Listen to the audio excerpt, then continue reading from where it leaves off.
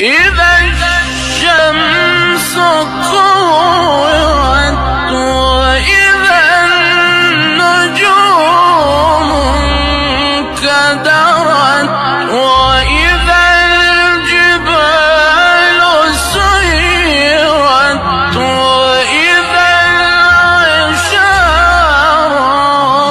عطلت وإذا الوحوش حشرت